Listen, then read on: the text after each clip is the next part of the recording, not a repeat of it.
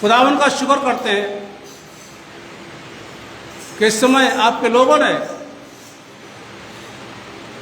रूह और सच्चाई से आपकी वर्शिप करी।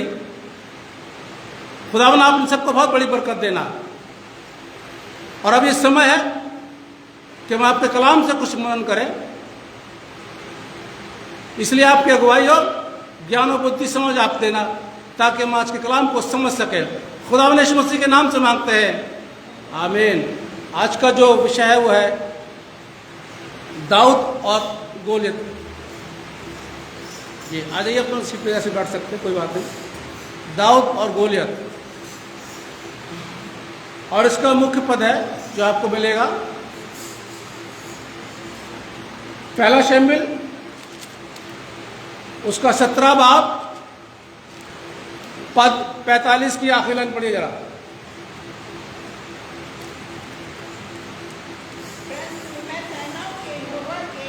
परंतु मैं तो सेनाओं के यहोवा के नाम से तेरे पास आता हूं। बैठिए। दाऊद बोलता है, मैं तो सेनाओं के यहोवा के नाम से तेरे पास आता हूं। तू तो बहुत से हथियार लेकर के आया, तू तो सब कुछ तैयारी के साथ आया, और मेरे पास तो सिर्फ एक नाम है, और वो नाम है खुदा। उसके नाम से आया हूं मैं। तू लड़ेगा मुझसे लेकिन जीतेगा नहीं, क्योंकि मैं खुदा के नाम से आया हूं। बैकग्राउंड चलते हैं इसकी। फलिस्तियों का और इस्राएलियों का युद्ध होने वाला है। दोनों सेनाएं, फलिस्तियों की सेनाएं एक पहाड़ पर इस्राएलियों की सेनाएं, बीच में नदी तराई। तैयारी कर रहे हैं दोनों के दोनों युद्ध के लिए। फलिस्तियों की सेना में एक बहुत बड़ा वीर, बहुत बड़ा दानव था, ताकतवर। पद 4 में आ जाइए, 17 के 4 में। और उसका नाम गोलियत। और वो जो युद्ध के कपड़े पहने हुए था, जब पढ़िए साहब, युद्ध के कपड़ों का समझा दूंगा मैं आपको। उसकी लंबाई 6 हाथ 1 बित्ता। मैं समझा रहा हूं उसको आपको।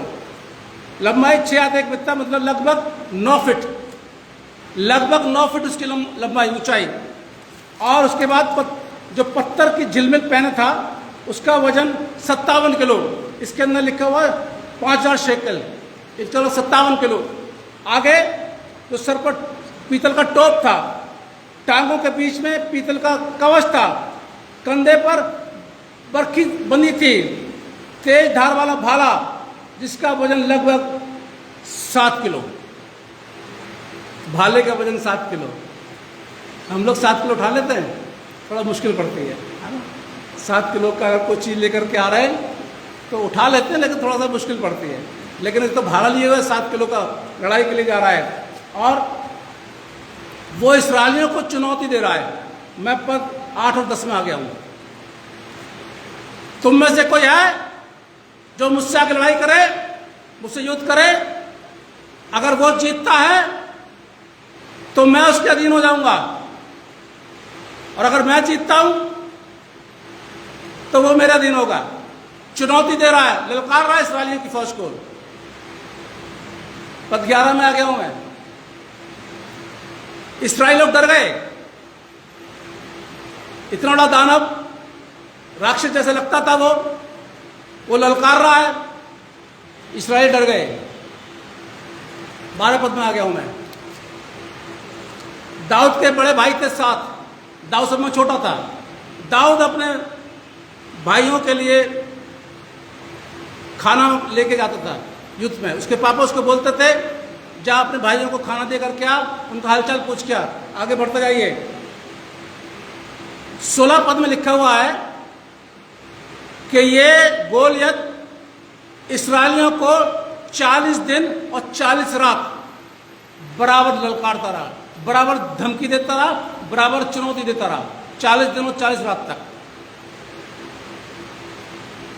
जब ये खाना लेके जाता था दाऊद, 16 के बाद आ जाइए, तो वो गोलियत चिल्ला रहा था, ललकार रहा था। दाऊद ने सुना कि ये ललकार रहा मेरी फौज को, लोगों से बातचीत करी, लोगों ने बोला कि जो इसको मारेगा राजा उसको बहुत धन देगा, बहुत दौलत देगा और अपनी बेटी की शादी उससे करा देगा। दाऊद ने बोला, 26 पद में आ गया हूं मैं। दाऊद कहता है जो उस परिस्थिति को मार के इस्राएलियों की नामधराई दूर करेगा उसके लिए क्या किया जाएगा? वह तो खतरा नहीं परिस्थिति क्या है कि जीवित परमेश्वर की सेना को ललकारता है। अरे कौन है ये? कौन है ये? तो यहूदी भी नहीं है, इसका तो खतरा भी नहीं हुआ और वो जीवते खुदा की सेना को ललकार रहा है। क्या इसकी औकात? कुछ नहीं है। ये जब बातचीत हो रही थी तो उसके भाई ने डांटा उसको, दाऊद को, क्या करता ये? दाऊद बोलता मैंने क्या गलती करी है? उसने उसकी ज्यादा गौर नहीं किया भाई की तरफ। वो फिर से बात करने लगा, वही बात दोहराने लगा। अरे वो जीवते परमेश्वर की सेना को कैसे ललकार सकता है? क्या ताकत है उसके अंदर? क्या हैसियत है उसकी? ये बात शाऊल तक पहुंची, राजा शाऊल तक पहुंची कि दाऊद ऐसे ऐसे बोल रहा है। शाऊल ने बोला तू कैसे लड़ सकता उससे? तू तो बच्चा है अभी। वो तो बचपन से ही युद्ध की कला जानता है, उसको तो बचपन से सिखाया गया लड़ाई का, युद्ध का, कि कैसे लड़ाई होगी कैसे नहीं होगी। तू कैसे कर सकता है? दाऊद ने बोला राजा जब मैं अपने पापा की भेड़ बकरियां चराता था ना तो जंगल में शेर और भालू आते थे, अगर कोई मेरे नुकसान पहुंचाता था तो मैं उनके मार दिया करता था। तो ये क्या है मेरे सामने? शाऊल ने बोला ठीक है, अगर तेरा इतना हौसला है तो ठीक है। शाऊल ने अपने युद्ध के कपड़े उतारे, उसको पहनाए, लेकिन भारी थे। वो चला तो चल नहीं सका। उसने कहा मैं ये कपड़ों में चल नहीं सकता, उतार दिए। और उसने अपनी लाठी ली, ध्यान से, अब ध्यान सुनिए जरा। लाठी ली, गोफन लिया, गोफन होता है पत्थर रख के ऐसे घुमा के निकालते। गोफन लिया, 5 चिकने पत्थर लिए, अपने चरवाहे की थैली में डाले और चला गया। अब गोले तो उसको देख रहा है, ये क्या लड़ेगा मुझसे? ये तो बच्चा है, इसके तो लाली चमक रही है, ये क्या मुझसे लड़ेगा? मैं तो इसके चिरड़े करके, इसको मार के, इसका मांस, इसका गोश्त पक्षियों को खिला दूंगा, उड़ा दूंगा इसको। ये क्या है? तब जानते इतनी बात करने, 40 दिन और 40 रात तक ये धमकियां देने के बाद जानता है दाऊद ने क्या बोला इसको? जरा पढ़िए 45 पद पूरा, जोर से पढ़िएगा 45 पद। दाऊद ने फिलिस्ती से कहा तू तो तलवार और भाला सांग लिए हुए मेरे पास आता है। आगे, परंतु मैं सेनाओं के यहोवा के नाम से तेरे पास आता हूं। हालेलुया। आगे, जो इस्राएली सेना का परमेश्वर है और उसी को तू ललकारा, उसी को तू ललकारा। मैं सेनाओं के यहोवा के नाम से आता हूं। और जानते हैं क्या हुआ? ये जब आगे बढ़ा, बाकी बहुत कुछ बोला उसने, आगे बढ़ा, फिलिस्ती जब आगे बढ़ रहा है वो गोलियत, दाऊद भी दौड़ा। उससे पहले पता गोलियत क्या बोलता है? 41 पद में, अरे तू लाठी लेकर के आया, मैं क्या कुत्ता हूं जो तू मुझे मारे, लाठी से मारेगा? मतलब अपनी बेइज्जती अपने आप ही करा रहा है? अपने आप को कुत्ता कह रहा है। दाऊद ने नहीं बोला था जो कुत्ता है, दाऊद तो उसके सामने आ रहा था। दाऊद तो कह रहा तूने सेनाओं के यहोवा को ललकारा है, उसकी फौज को ललकारा है। मैं कोई कुत्ता हूं जो तू लाठी लेकर आया मेरे पास? आगे जब इनकी लड़ाई होती है, मैं आ गया हूं 48 पद में आ गया हूं मैं। एक पत्थर निकालता है अपनी थैली में, गोफन में लगाता है और घुमा के उसको मारता है। वो पत्थर सीधा उसके माथे पर लगता है और इतना बड़ा दानव, इतना ताकतवर इंसान, वो एक पत्थर से मर गया। फिर भी दाऊद को तसल्ली नहीं हुई। आगे पेपर पलट लीजिए। दाऊद को तसल्ली नहीं हुई क्योंकि दाऊद के पास तलवार नहीं थी, उसके पास तो सिर्फ गोफन थी। उसने उसी तलवार छीनी, उसकी छाती पर चढ़ा और उसकी गर्दन को काटा। और जब फलस्तीनियों की सेना ने देखा कि हमारा वीर मारा गया है, तो सब छोड़ के मैदान भाग गए और वो सर लेकर के दाऊद यरूशलेम में गया। ये जानते क्यों हुआ? ये लड़ाई जो हुई और जो दाऊद जीता, इतने बड़े दानव को मारा, क्यों हुआ? क्योंकि उसका हथियार सिर्फ एक था, और वो क्या था? यहोवा। वो क्या था? यीशु, खुदा। एक हथियार था उसके पास, नाम था वो, और वही नाम उस पत्थर में आ जाता है। वो ताकत, उस नाम की ताकत उस पत्थर में रहती है। पत्थर में कोई ताकत नहीं थी साहब, वो तो पत्थर है मामूली। ताकत किसकी आई? नाम की। मैं तो यहोवा के नाम से आता हूं, वो नाम की ताकत पत्थर में आई। इतनी सामर्थ, उतना ताकतवर खुदा का नाम है। एक नाम से, छोटे से हथियार से, मामूली से हथियार से बड़े से बड़े शैतान की शक्तियों को नाश हो सकता है।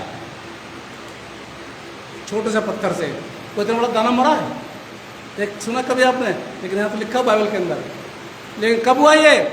मैं तो यहोवा के नाम से तेरे से लड़ूंगा। मैं इनसे नहीं लड़ूंगा हथियार से, खुदा के नाम से लड़ूंगा। मैं तो आसमान से नीचे और जमीन के ऊपर एक ही नाम है साहब, सिर्फ एक नाम। और उस नाम से आपको हर युद्ध जीतेंगे। पड़ोसी से नहीं, रिश्तेदारों से लड़ाई करने से नहीं जीतेंगे, प्रॉपर्टी के लिए नहीं लड़ाई करेंगे तो जीतेंगे नहीं। आप लोगों की बात कर रहा हूं मैं। आ जाइए, हमारा युद्ध किससे है? हमारी लड़ाई किससे? मसीहियों की लड़ाई किससे है? चलिए क्लियर कर लीजिए। इफिसियों 6 निकालिए और जरा 10 पद से पढ़िए। इफिसियों 6 पद 10 पढ़िए जरा, पद 10 से मैं पढ़ रहा हूं। इसलिए प्रभु में और उसकी शक्ति के प्रभाव में बलवंत बनो। ये मसीहियों की बात हो रही है यहां पर। परमेश्वर के सारे हथियार बांध लो कि तुम शैतान की युक्तियों के सामने खड़े रह सको। आगे पद 12 बहुत जरूरी है। क्योंकि हमारा मलयुद्ध लहू और मांस से नहीं है। हमारी लड़ाई इंसानों से, पर मसीह लोग तो इंसानों से लड़ते हैं। कुछ नहीं मिलता तो पादरी को पकड़ लेते हैं, पादरी को से लड़ना शुरू कर देते हैं। अगर आपस में कुछ नहीं मिलता उनको तो पादरी से लड़ना शुरू कर देते हैं। हमारी लड़ाई इंसानों से नहीं है। जो मसीह में आ गए हैं उनकी लड़ाई इंसानों से नहीं है, बिल्कुल नहीं है। हम तो लड़ते रहते हैं, पर नहीं लड़ना चाहिए इंसानों से, क्योंकि लड़ाई हमारे इंसानों से नहीं है। हमारे किससे? शैतान से।